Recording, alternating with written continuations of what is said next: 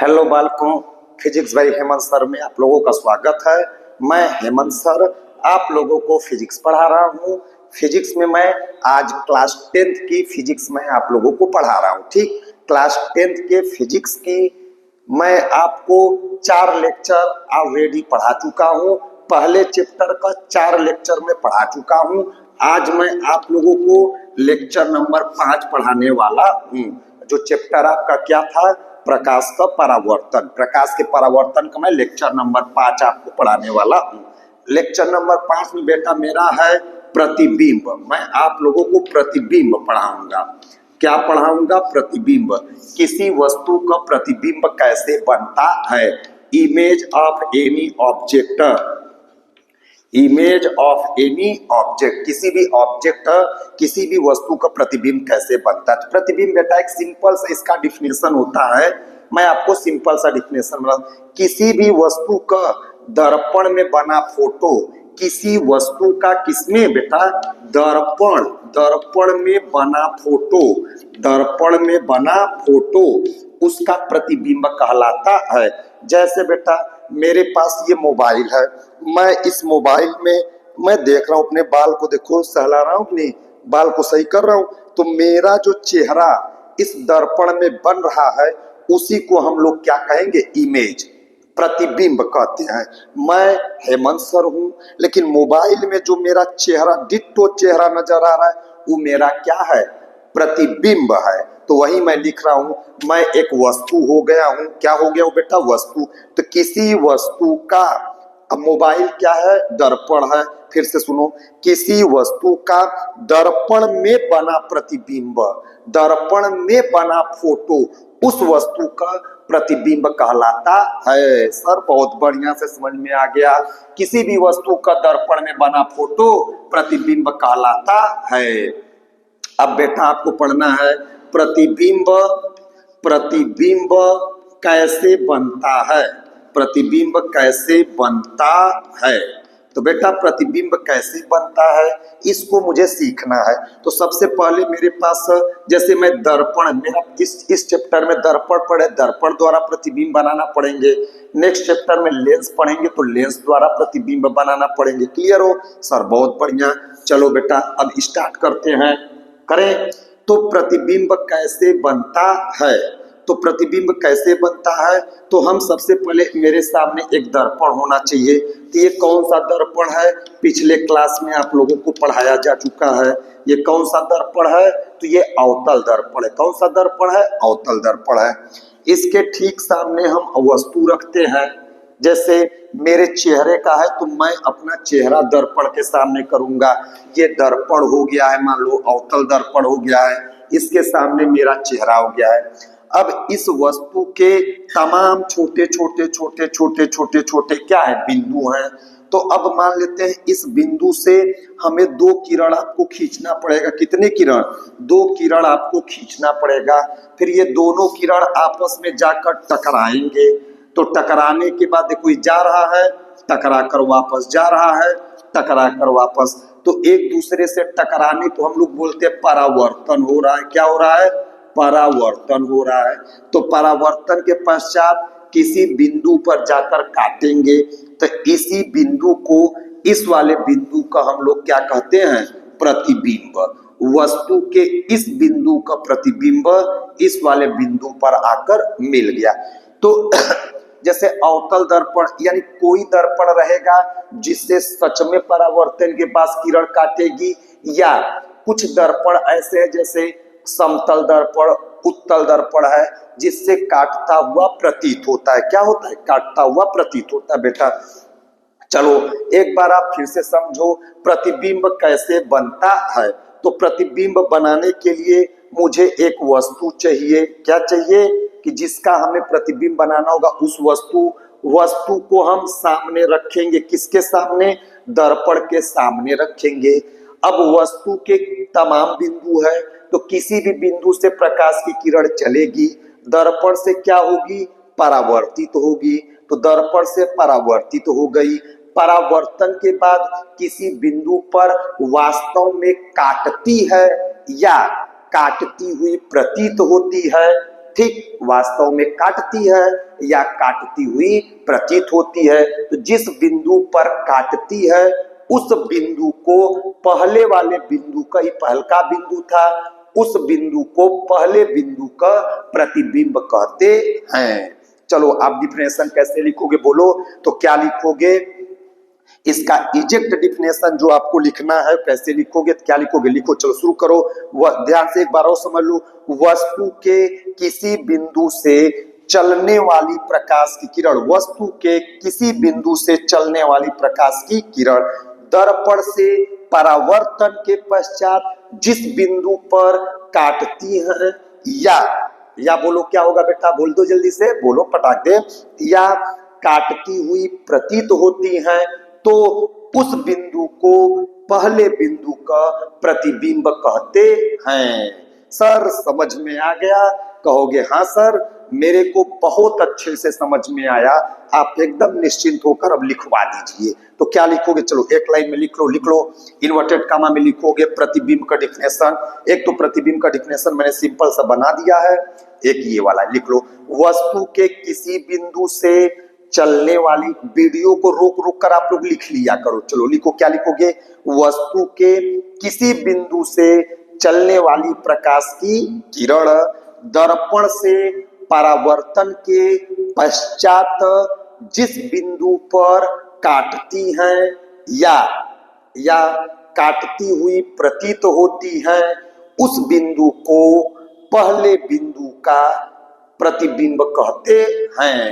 एक बार रिपीट करते हैं बेटा, वस्तु के किसी बिंदु से चलने वाली प्रकाश की किरण, ठीक, दर्पण से परावर्तन के पश्चात जिस बिंदु पर काटती हैं या काटती हुई प्रतीत होती हैं उस बिंदु को पहले बिंदु का प्रतिबिंब कहते हैं। सर बहुत मस्ती में समझ में आ गया, ठीक।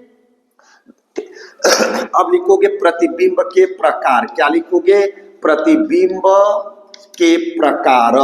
सर प्रतिबिंब कितने प्रकार का होता है, तो कहोगे सर यह 2 प्रकार का होता है। कितने प्रकार का, लिखोगे यह 2 प्रकार का होता है, यह 2 प्रकार का होता है। पहले का नाम सर अब आप बताओ बेटा, पहले का नाम होता है वास्तविक। पहले का नाम क्या होता है, कहोगे सर वास्तविक प्रतिबिंब, बहुत बढ़िया बेटा। दूसरे का नाम क्या होता है, तो कहोगे सर आभासी प्रतिबिंब। क्या होता है, आभासी प्रतिबिंब।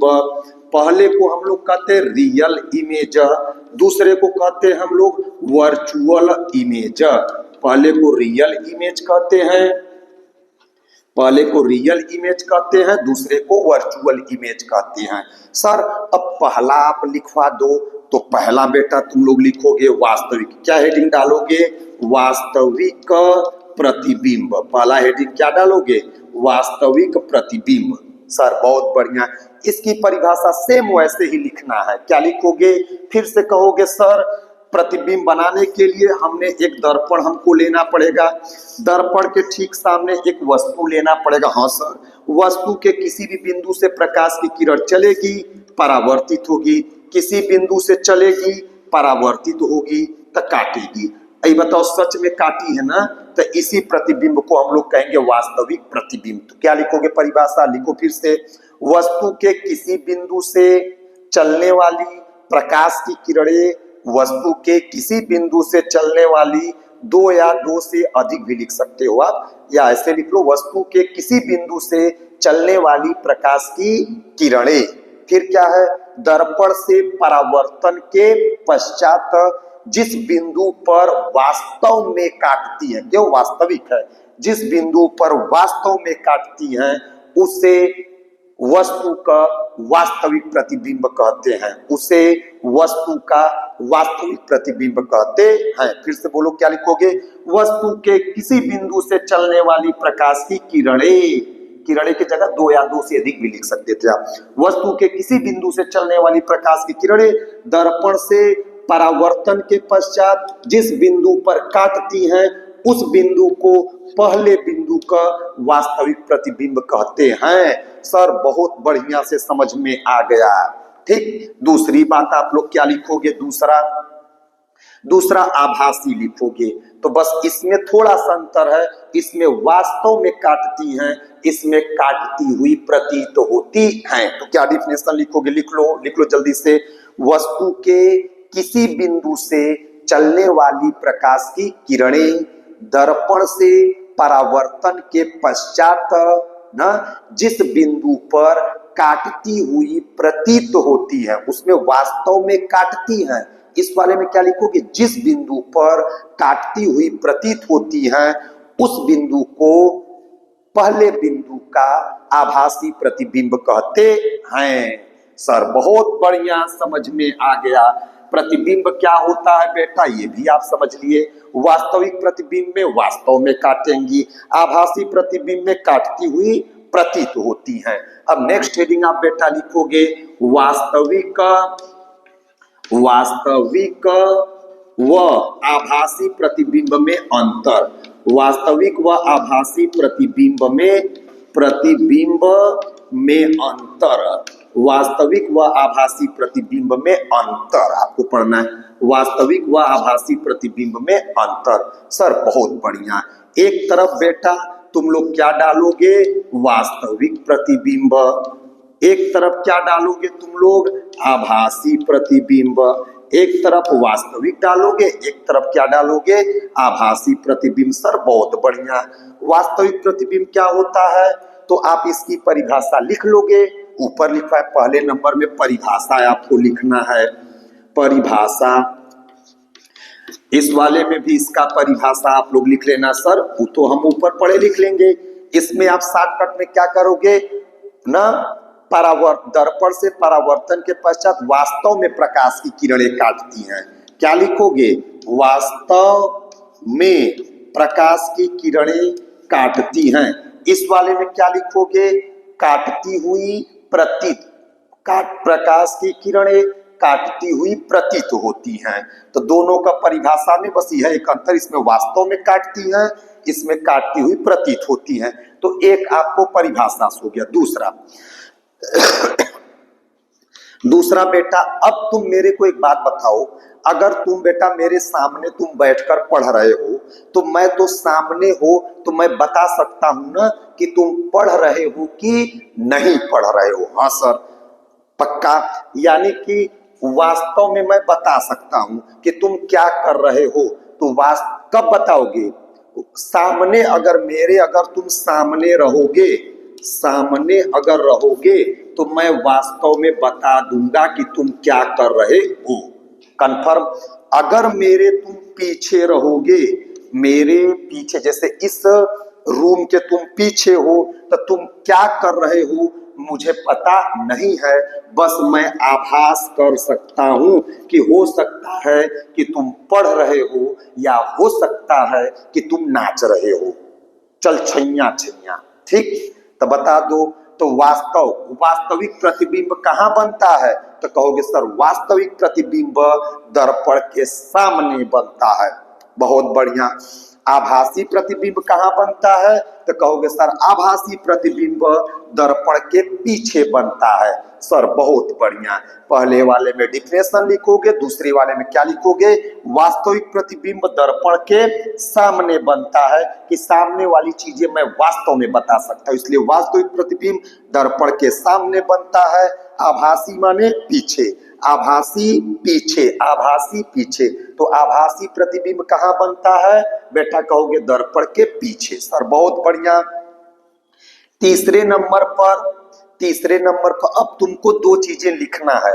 अब आपको अ लिखना है और व लिखना है। तो पहले अ लिखते हो कि पहले व, तो कहोगे सर अ तो मैं ऊपर लिखता हूँ, क ख ग घ लिखते जब आता हूं तो व को मेरा लिखते समय मेरी हाथ नीचे चला जाता है। तो अ को कहाँ लिखते हो, ऊपर। व को जब लिखते हो, क ख ग घ अंग जब लिखते हो तो कहाँ लिखते हो, व को नीचे। तो अ को ऊपर तो इसको ऊपर बनाओ, व को नीचे तो इसे नीचे बनाओ। सर ये क्या करना चाह रहे हैं आप, अ माने ऊपर लाइन खींचो, व माने नीचे तो नीचे लाइन खींचो। ए बेटा ऊपर वाले को हम लोग कहते हैं सीधा, ऊपर वाले को क्या कहते हैं, सीधा। और नीचे वाले को क्या कहते हैं, उल्टा। अब समझ में आई बात। बताओ आभासी प्रतिबिंब कैसा बनता है? कहोगे सर ऊपर, ऊपर माने सीधा, तो आभासी प्रतिबिंब सीधा बनता है। ओ अब बेटा वास्तविक प्रतिबिंब कैसा बनता है? कैसे? व माने नीचे, जब क ख हम पढ़ते हैं तो व को नीचे लिखते हैं, तो जब नीचे लिखते हैं तो व माने नीचे, तो नीचे का मतलब क्या होता है, उल्टा। तो बताओ वास्तविक प्रतिबिंब कैसा बनता है? कहोगे सर वास्तविक प्रतिबिंब उल्टा बनता है। तो तीसरा वाले में क्या लिखोगे बेटा? यही लिखोगे कि सर वास्तविक प्रतिबिंब, वास्तविक प्रतिबिंब देख लो यहां से, वास्तविक प्रतिबिंब उल्टा बनता है। इस वाले में क्या लिखोगे? कहोगे सर आभासी प्रतिबिंब सीधा बनता है। बोलो क्या लिखोगे? वास्तविक प्रतिबिंब उल्टा बनता है और आभासी प्रतिबिंब सीधा बनता है। सर बहुत बढ़िया। अंतर में पहले में परिभाषा दोनों को लिखेंगे। और वास्तविक प्रतिबिंब दर्पण के सामने बनता है, आभासी प्रतिबिंब दर्पण के पीछे बनता है। वह वकीलवा नीचे पढ़ते हैं तो वास्तविक प्रतिबिंब उल्टा बनता है और आभासी प्रतिबिंब सीधा बनता है। सर 3 अंतर आपने बताया। चौथा बेटा जो वास्तविक प्रतिबिंब होता है उसको हम पर्दे पर प्राप्त कर सकते हैं, लेकिन आभासी प्रतिबिंब को पर्दे पर प्राप्त नहीं किया जा सकता है। जैसे सिनेमा घर में जो तुम हीरो हीरोइन का देखते हो चित्र, क्या वो सच में सलमान खान होते हैं? कहोगे सर नहीं भैया, टीवी में छोटा सा टीवी, छोटा से मोबाइल में उतना बड़ा इंसान कैसे रहेगा? तो वह सलमान खान का क्या है, प्रतिबिंब है। तो तुम देख पा रहे हो तो उसका मतलब वास्तव में कहते हो नहीं है ना सलमान खान है, तो क्या लिखोगे? तो इसका मतलब क्या, वास्तविक प्रतिबिंब को पर्दे पर प्राप्त किया जा सकता है, आभासी प्रतिबिंब को पर्दे पर प्राप्त नहीं किया जा सकता। चौथा क्या लिखोगे? लिखोगे कहोगे सर वास्तविक प्रतिबिंब को पर्दे पर प्राप्त किया जा सकता है। यहाँ पर क्या लिखोगे? आभासी प्रतिबिंब को पर्दे पर प्राप्त नहीं किया जा सकता है। तो बेटा इस तरीके से आपने ये अंतर लिख दिया। ठीक, चलो तो ये अंतर हो गया। मैंने आपको आज क्या पढ़ाया बालक? प्रतिबिंब पढ़ाया है। प्रतिबिंब कितने प्रकार के होते हैं? कहोगे सर 2 प्रकार के होते हैं, एक वास्तविक प्रतिबिंब होता है, एक आभासी प्रतिबिंब होता है। वास्तविक प्रतिबिंब का मतलब वास्तव में प्रकाश की किरण एक दूसरे को काटती हैं, आभासी प्रतिबिंब का मतलब काटती हुई प्रतीत होती है। ठीक, वास्तविक प्रतिबिंब दर्पण के सामने बनता है, आभासी प्रतिबिंब पीछे पिछवाड़े बनता है, दर्पण के पीछे बनता है आभासी। वास्तविक प्रतिबिंब उल्टा बनता है, वह वकीलवा नीचे, इस नाते उल्टा। आभासी प्रतिबिंब सीधा बनता है। कैसे याद करोगे? मेमोरी टिप्स क्या बेटा? अ अनार ऊपर, अ अनार जब हम लोग पढ़ते हैं अ आ ई उ ए, जब पढ़ते हो तो अ को ऊपर है ना पढ़ते हो, तो ऊपर माने सीधा, तो आभासी प्रतिबिंब सीधा बनता है। किस प्रतिबिंब को पर्दे पर प्राप्त करते? कहोगे सर वास्तविक प्रतिबिंब को पर्दे पर प्राप्त किया जा सकता है, जबकि आभासी प्रतिबिंब को पर्दे पर प्राप्त नहीं किया जा सकता है। ठीक बेटा, अब मेरे पास एक नोट पॉइंट आपको मैं देने वाला हूं। दर्पण, हम दर्पण द्वारा प्रतिबिंब का बनना पड़े, तो दर्पण जो मेरा होता है बेटा, नोट पॉइंट में आपको लिखने वाला हूं। नोट पॉइंट 1 में दर्पण जो होता है, अभी समझो बात को, दर्पण द्वारा प्रतिबिंब, तो दर्पण 3 प्रकार का होता है। एक होता है समतल दर्पण, एक कौन सा दर्पण होता है? समतल। एक होता है बेटा उत्तल दर्पण, उत्तल दर्पण होता है। ठीक, एक कौन सा दर्पण होता है? कहोगे सर जी एक तो अवतल दर्पण होता है। कौन सा दर्पण? अवतल दर्पण। ठीक, तो बेटा इसमें नोट पॉइंट 1 आपको लिखना है कि जो समतल दर्पण और उत्तल दर्पण, समतल दर्पण और कौन सा दर्पण?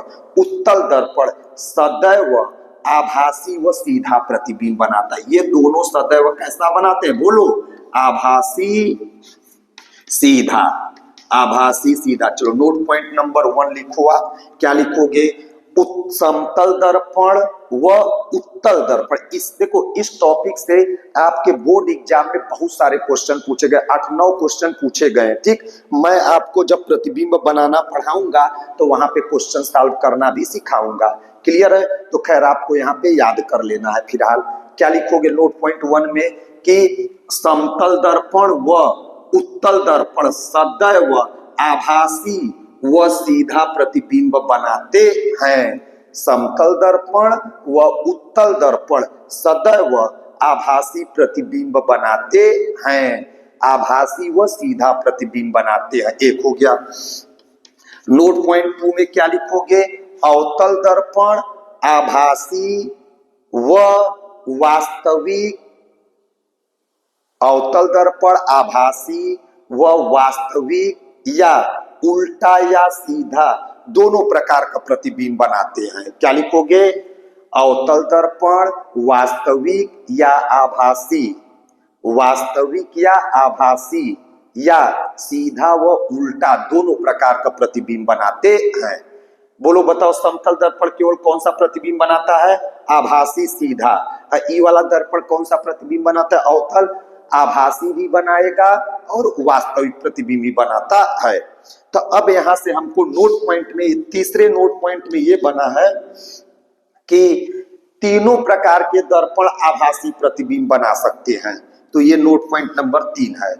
तीनों लिख लो, तीनों प्रकार के दर्पण लिख लिए, लिख लो, तीनों प्रकार के दर्पण आभासी प्रतिबिंब बना सकते हैं। समतल दर्पण कैसा बनाता है, कहोगे सर आभासी बनाता है। उत्तल दर्पण कैसा बनाता है, कहोगे सर आभासी बनाता है।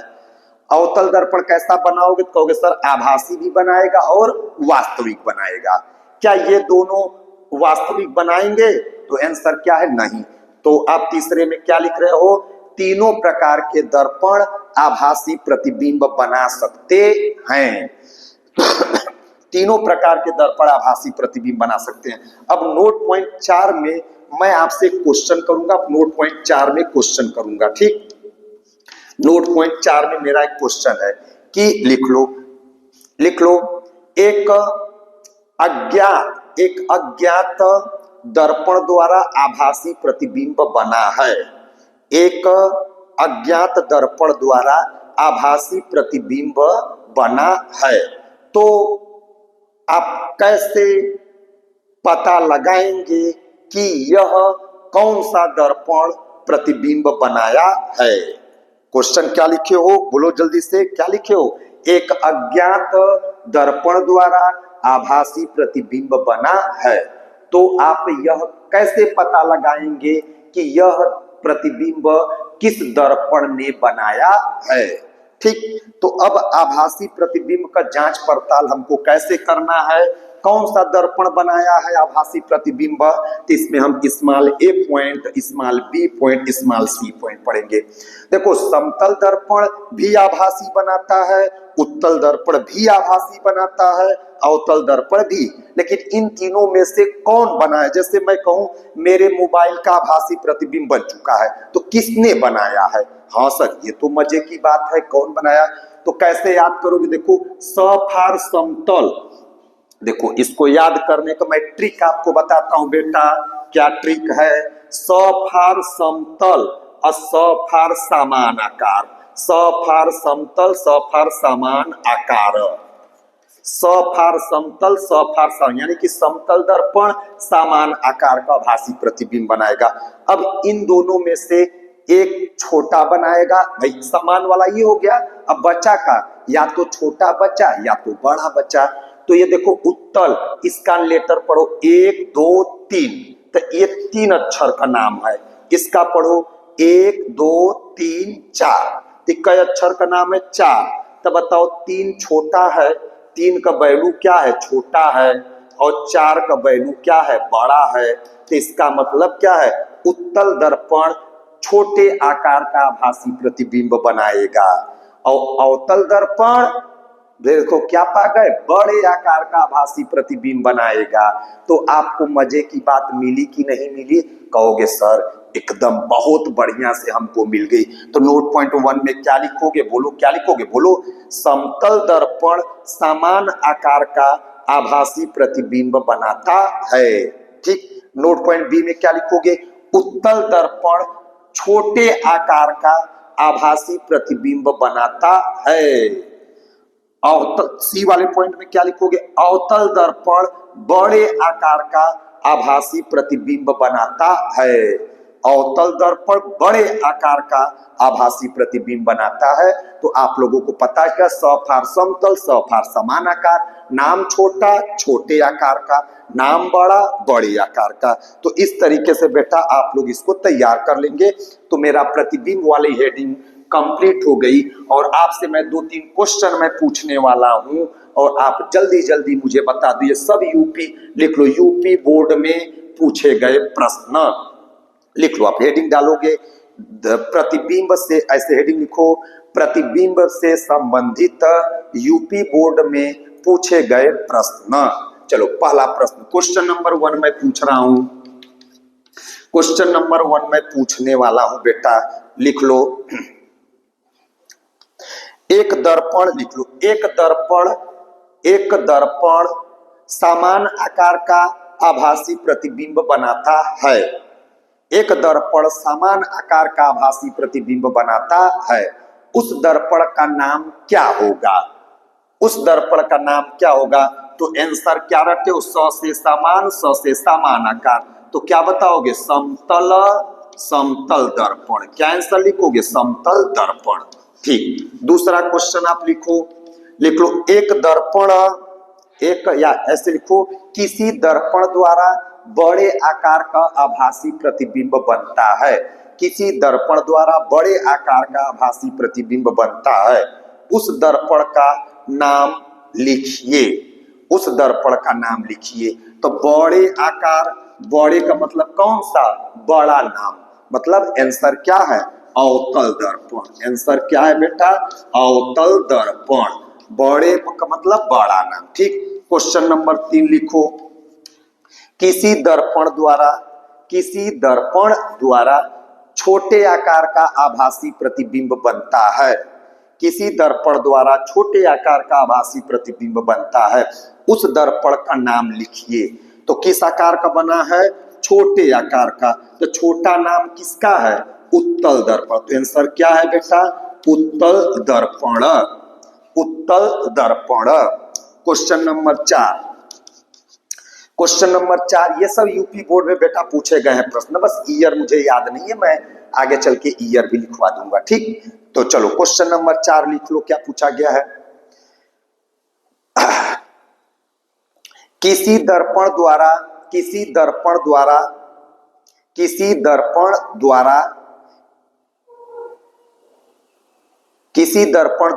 वास्तविक प्रतिबिंब बनता है।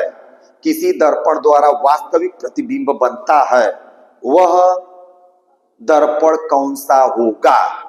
तो वास्तविक प्रतिबिंब बेटा कौन बनाता है? केवल एक ही दर्पण बनाता है, उसका नाम क्या है?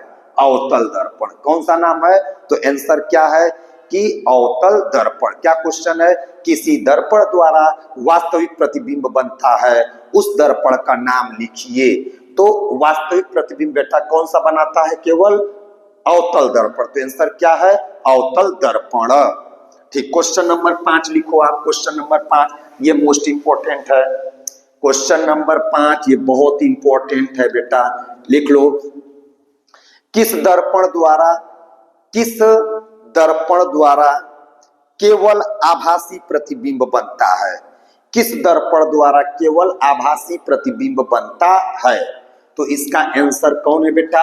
आभासी प्रतिबिंब केवल कौन बनाता है? तो कहोगे सर समतल दर्पण और उत्तल दर्पण। तो कौन सा ऑप्शन सही होगा बेटा? समतल दर्पण, समतल दर्पण व उत्तल दर्पण। किस दर्पण द्वारा केवल आभासी प्रतिबिंब बनता है? तो आंसर क्या है? समतल दर्पण व उत्तल दर्पण द्वारा केवल आभासी प्रतिबिंब बनता है। ठीक, अगला एक क्वेश्चन है। ठीक, तो इस तरीके से आप किताब से अपने और क्वेश्चंस कर लेंगे तो आज की हेडिंग यही खत्म होती है। धन्यवाद।